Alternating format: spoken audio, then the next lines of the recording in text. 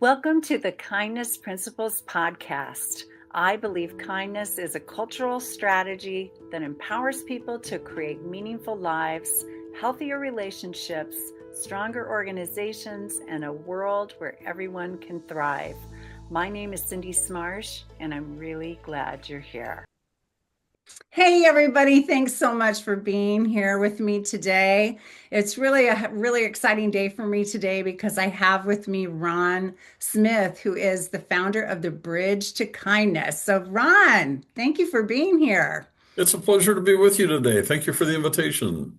Yeah, let me tell everybody more about you. So, Ron is a connector and a collaboration builder. He has degrees in business communications and broadcast journalism. He's been active in the nonprofit community since 1996 and in broadcast radio for 44 years, Ron. Wow.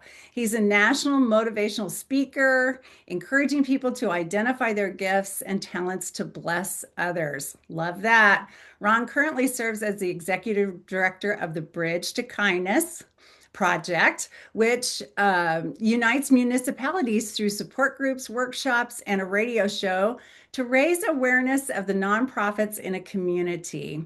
He also serves as area director of neighborhood bridges, helping children, students, and families in need through acts of kindness. Ron has been selected as Business Person of the Year, is a two-time Small Business of the Year recipient, and has received the Global Impact Award. Currently, he's helping communities unite for the cause of kindness through collaboration, elevating awareness of nonprofits, and supporting the volunteers who help those in need. He is also a best-selling author, of course, and a business owner for 37 years. Wow, that is a mouthful of awesome. I guess everyone understands now why I am so privileged and thankful to have you here with me today, Ron. Thank you so much. You're welcome. So, gosh, why don't we just get right to it? Let's talk about the bridge to kindness. Well, the Bridge to Kindness project evolved out of involvement with Neighborhood Bridges. Mm, And Neighborhood Bridges is an organization that started 10 years ago. And the mm, mission behind Neighborhood Bridges was to identify needs in the classroom. And this is mm, so vital and very important. I'm, mm. I'm an only child, and I'm breaking five generations of teachers going back both directions in my family. Uh, Wow.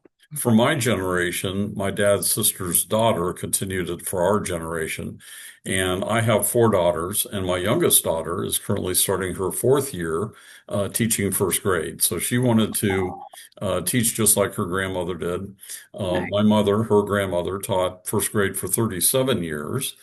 Uh, Wow. my grandmother taught high school English for 44 years. My dad taught for 20 years junior high math before he was forced to retire. But Wow, being, what a legacy of yeah, educating children. And oh my goodness, that's incredible. well, Kudos to all of them. yeah, Wow. being an only child and seeing parents as teachers, the I was raised always with the mantra of others before self. And Mm, that actually comes out of 1 John 4:19. We love mm, others because he first loved us. But the number of mm, times that I mhm, would see my parents as teachers before they would start grading papers when they got home, if there was a need in the classroom, maybe there was a child that couldn't see the chalkboard.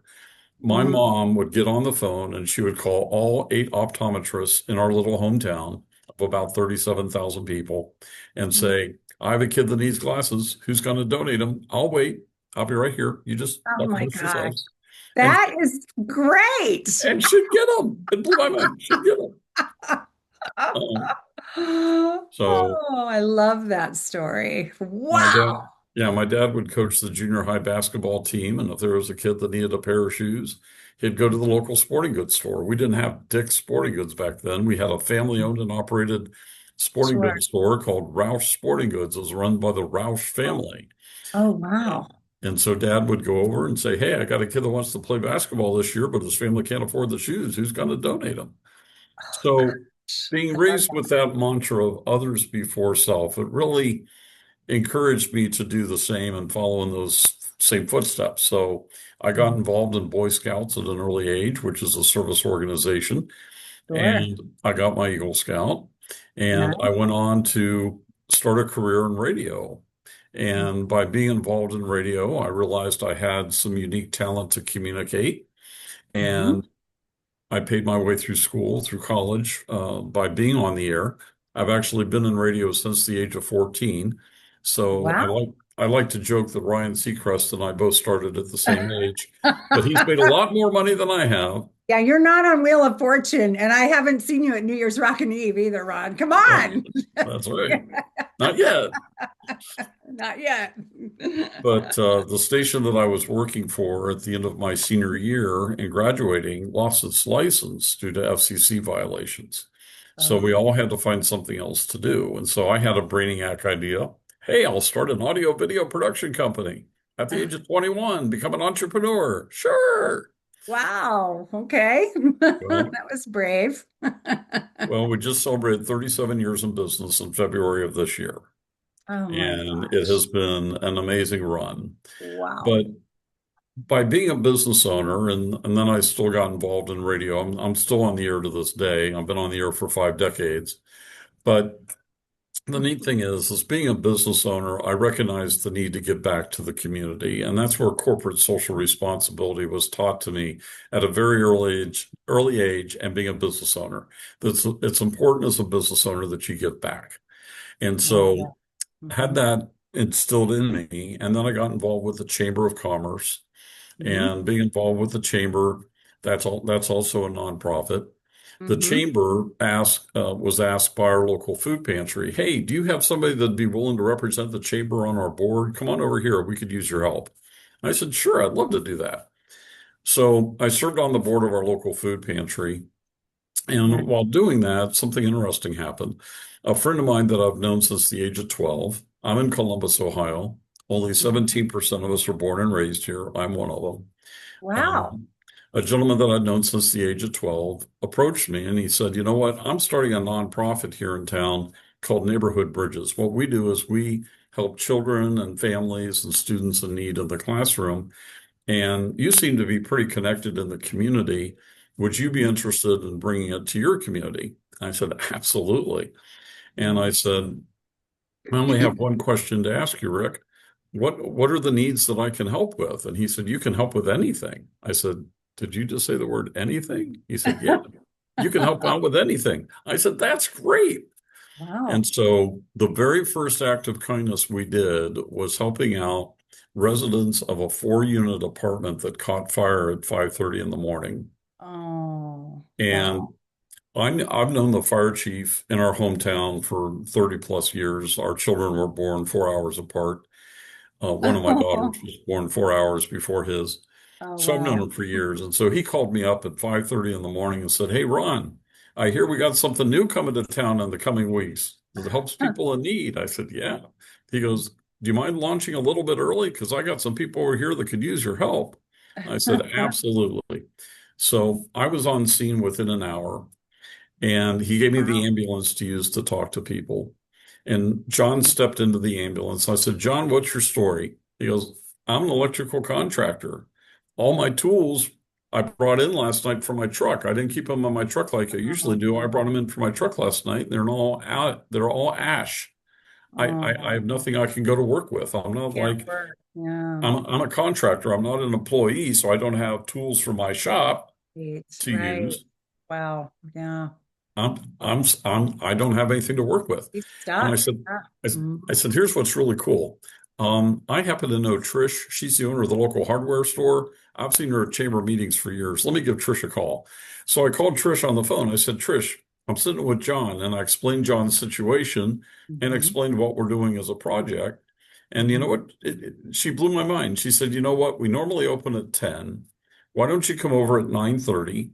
Do up a list of everything that he lost in the fire, and I'll replace it, no questions asked." I Oh, said, that just, I could cry. I mean, this "Excuse me?" is like, I said, I could just cry. That's so moving. It's I, so, s- this I is s- where it's at. I said, Yes. "Trish, that's $450 worth of tools." She said, "I know. Just have them come on over. I trust you." Oh, oh So my then gosh. April stepped into the ambulance. I said, "April, what's your story?" And she goes, "Well, I'm a nurse, And I lost 8 pairs of scrubs and 2 pairs of nurse's shoes in the fire. Without scrubs, I can't go to work.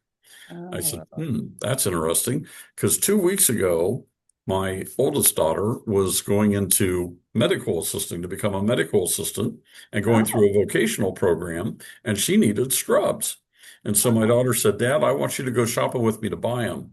I said, Why do you want me to go shopping? Because you make shopping fun. Why do you pay for it, Ron? Is that why you make it fun? Well, I do tend to make shopping fun. I mean, I got kicked out of Kroger's for paper towel football. So considering this, Oh, you are a troublemaker, though, too, then. yes. Yeah, there's all that smiling about kindness. So when we went to the scrub store a couple weeks earlier, I told Susan, the manager, I said, it's really funny. Up on the shelf, you've got such drab colors. I mean, just maroon, black, and blue. I mean, how about like fluorescent green or fluorescent orange or fluorescent yellow? Something bright. And Mhm. so I was being a real goofball. And so I told April, I said, I wonder if Susan, the manager, would remember me. So I called up. Susan answered the phone. I said, Susan, this is Ron Smith. We were at your store a couple weeks ago with my daughter, and I made fun. Yeah, I remember you. Oh, great. She does remember me. And I explained April's situation, and she said, you know what? We're normally open noon to 5. Why don't you come over this morning around 11:30, bring April with you, and she can take whatever she needs off the shelf. Oh, oh my April got eight gosh. pairs of scrubs, 2 pairs of nurse's shoes, totaling $1,150, absolutely free through Wow. donation, Oh, because the wow. relationships that I have built matter. And that Yes. was the day that I had a Kairos moment. And that's why Mm, I actually wrote the book Kairos Gratitude. I see. Kairos is not Chronos. Chronos is chronological things that happened in your life. Mm, Kairos are specific moments in your life where your life takes a distinct turn in direction for a mm. purpose. And Ah, if you so it's look like back, pivoting you with can purpose, see right? how those, yeah, if you look back in your life, you can see those times where your life took a distinct change in direction to bring you to the person you are today and who you are today. Mm. Gratitude is for those individuals that played a part in your life that brought you through those times. Oh, I So love I that. can see 6 distinct times in my life, including this one that I'm telling you about with the fire, where Yeah. I found I am in the right place at the right time to be doing the right work for the right reason to help the right people. And Wow. there are 19 people that I'm thankful for that led me through those times. So the book is not it's not a memoir. It's a challenge for everybody to take a look at their life and the relationships they've built Mm. and the gifts and talents they have and how Mm. they can use those to bless other people. And so as a result, we have been now able to grow the Neighborhood Bridges Project, all by volunteer, mind you, Mm. to over 70 communities across 4 states and impacted over 674,000 people in nine Oh, years. oh my gosh. That is incredible. Wow. Wow. That is incredible. So the next generation beyond that is how do we now give other nonprofits that same opportunity to do that? Mm. If you're running your nonprofit at under 20% admin, you're doing pretty good. We're at 4. Oh, We are wow. one lean machine. Lean And machine. so the Bridge to Kindness now takes a look at how do you raise awareness of the nonprofits in your community and who they are. The Hmm. national average is that only 31.3% of people currently volunteer in some capacity with a Really? nonprofit in their community. Only 31%. 31%? Oh, I did not realize it was that low. We're looking to change that and Yeah, I'll increase bet you that. are. You're gonna. Mm-hmm. So the Bridge to Kindness does not want to take the place of anything that's already happening in a community. We want Mm-hmm. to provide a megaphone and a bullhorn to it to draw attention to Mm-hmm. what's happening right under their noses that they might not even be aware that's happening. Yes. Wow. So there are 5 pillars that actually support the bridge. We do a radio show and a podcast that highlights all of the work in a community by the nonprofits in that community. So when you hear the Bridge to Kindness in your community on your local radio station, you're learning through storytelling about the nonprofits in your area. Love it. The second thing we want to do is bring support to nonprofit directors. They feel very siloed and very alone on an island. We Hmm. want to provide support to them to know how to lead and how to build their organization successfully. Nice. The third pillar is by doing workshops. So we team up with the local Better Business Bureau in the area of that bridge to do workshops where we introduce nonprofits to businesses to have relationship on how they can benefit each other. People Nice. don't realize that, yes, a business can say, we donated $5,000 to said charity Yes, for a year. which is wonderful. But if you And if you give of your time right now, you can write that off at $37 an hour for every employee that gives of their really, time to a Is- nonprofit. that's nationwide? That's Really? nationwide. So instead of $37 an hour. Oh my gosh. All yeah, right. so instead of saying we gave $5,000, you might say we gave 40 hours times 37. We gave About 1,200. $12,000 Yeah, in 12. wages Mm-hmm. and Mm-hmm. time given to an Yeah. organization.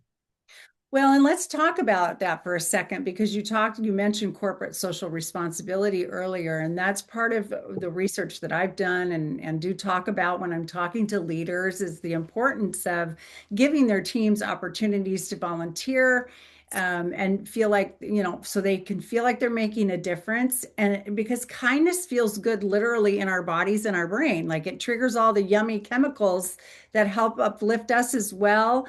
And according to all the research, what people are wanting from their workplace is to feel like they belong and that they're connected and that they're doing something meaningful. And so it speaks to all of that to enrich their own corporate life by volunteering and getting involved in nonprofits or some of the social needs out there.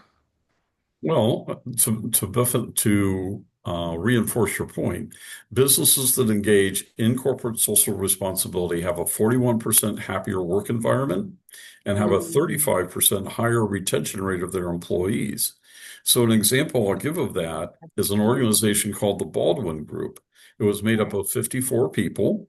It's a completely virtual organization. There isn't a brick and mortar building that is the Oh, Baldwin Group. They are all virtual from around the world. And okay. once a year, they get together for 4 days and they have a company retreat so they can see each other more than each other on Zoom and actually Mhm. have three-dimensional conversations Nice. and Yeah, actually see each other. I'm sure But they what love they that. also Yeah. do, yeah, what else they do is they do a community project, Mhm. whatever community they go to. And they had the opportunity to go to Austin, Texas, and they Oh, found out about a local organization called Rain from Above. And Rain okay. from Above, what they do is they take semi-truck box containers and converts them into 16 shower stalls. And they run this box truck into homeless camps Oh and my give homeless gosh. people the opportunity to shower and have proper hygiene. However, Wow. when they go to these camps, they also need hygiene bags to hand out to the guys and the girls.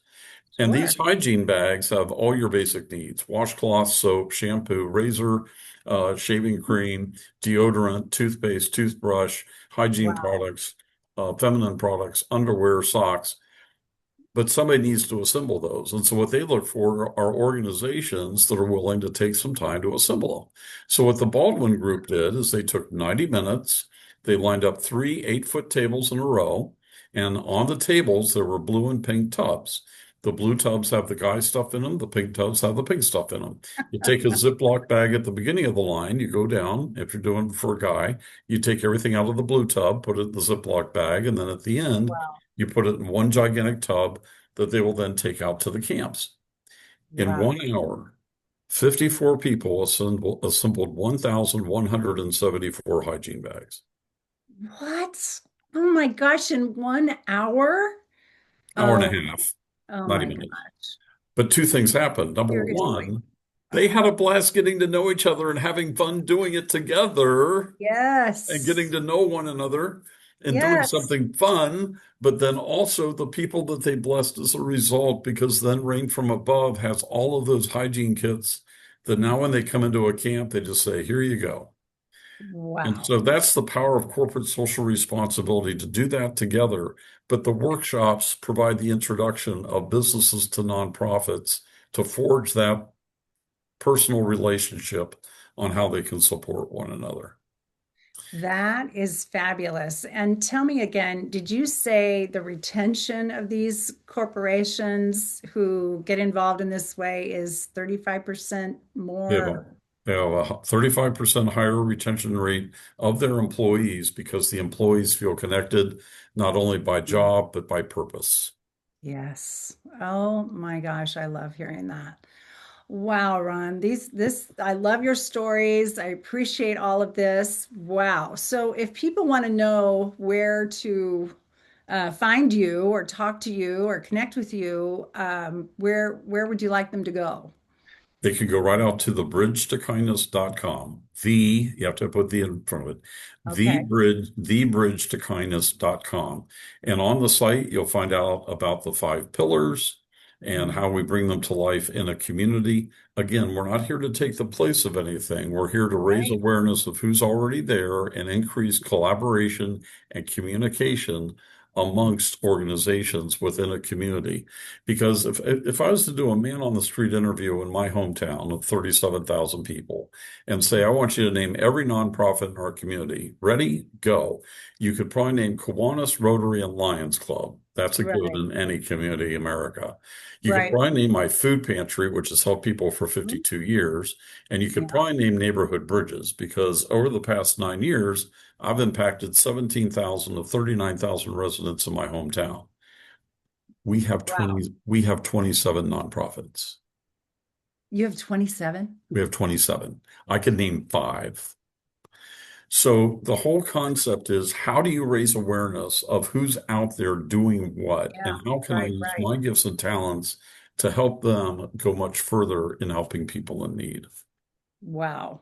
So that's how you use your podcast and your radio show and things, right? Is you highlight these different nonprofits and give them a moment to explain themselves and who they serve and what they need and things like that. That's We part of do it. it. We do it through storytelling. Yeah. Because Well, through storytelling, you picture yourself in the story and say, you know what? Hey, I can do that. This isn't a new concept. I mean, if you look at the network news, some of the networks in their newscasts with a 4-minute segment of kindness.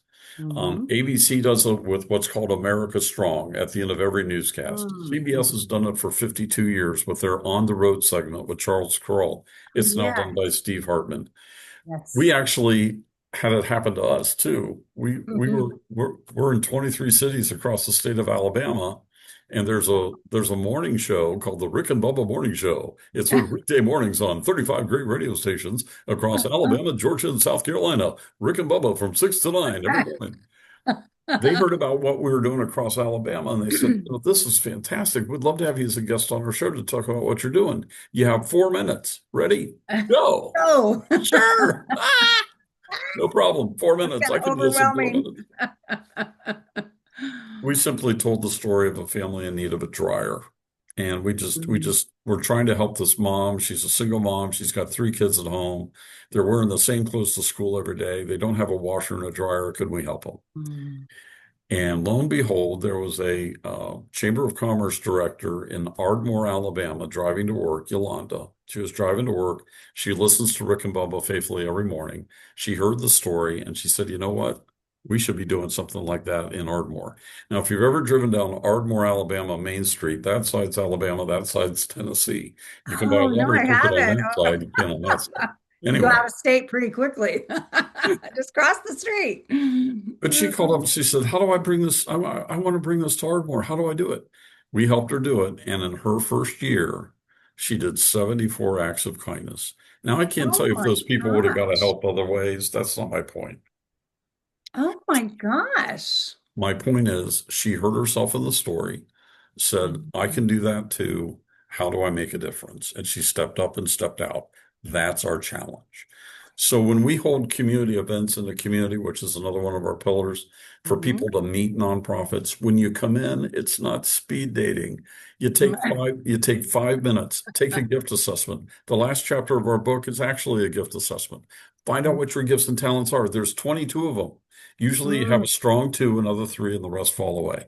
But identify what your gifts are, and then everybody that's there that night has indicated what gifts and talents they're looking for. You've got the gift of leadership. Fantastic. Did you know our food pantry needs a program director right now on a volunteer basis? Go talk to them. Or you Wow. seem like you have a wonderful kindred spirit, probably have the gift of service. Would you be willing to give 1 hour a week to our clothing pantry? And when we get clothes that are donated, just sort them by size and by sex for us. Just take 1 hour a week to do that. Our clothing pantry would love to talk to you tonight. So you're not speed dating, Wow. going booth to booth to booth. You're going right to who can use you right now and make those connections. And Line up your that's why the gift. program works.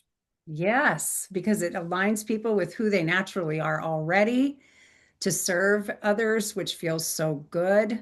Well, what I'm hoping, thank you for all of that, and thank you for all you do. My gosh, it's just, it's your stories are unending. I know, and you just told me before we started that you've got an opportunity to expand this even further across the country. So that's very exciting. I'll be waiting to hear that news as it comes forth. I guess what I'd like to put a pin in before we go is that I'm hoping everybody who's listening today is inspired to do something. Like, I hope you're realizing that you don't have to have fancy schmancy skills even to do something. Just thinking about those people filling those Ziploc bags. We can all fill Ziploc bags with needed supplies, right? We can all, I mean, we can sort clothes. We can do something no matter who we are or where we are, and the needs are everywhere. And I think, Ron, one of the things that I love and respect so much about you is that you are making kindness and service a big story in our country. And that needs to be the biggest story out there, in my opinion. And you're doing everything you can to do that. So I thank you so much for that. Is there anything else you'd like to say before we wrap up? One person can make a difference. Yes. And the reason why I say that is we're actually able to grow this project through working with radio stations as an Mhm. outlet. We're Mhm. not asking the radio station to lead the project. We're simply asking them to be a mouthpiece and a bullhorn and a megaphone. But Mm. one person can make a difference. If you say, you know what, I'd like to do kindness in my community. I don't want to be the area director or head up the project. That's not my idea. Mhm. I'm not outfitted to do that.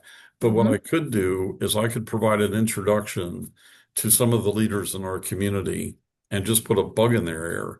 If you'd be willing to come in and just do a lunch and learn and say, you know what, we can do this together. And so Mm. that's my challenge. If you're in a community that you say, you know what, we could really rally our folks together. If you can just provide the introduction, we'll take it from there. But Awesome. by providing that introduction, you can help that one person that may need help. I read the story of a gentleman who said, you know, today's going to be my last day on this planet. I'm just going to end it all. But if one person says hi to me as I'm walking down the street, I'll change my mind.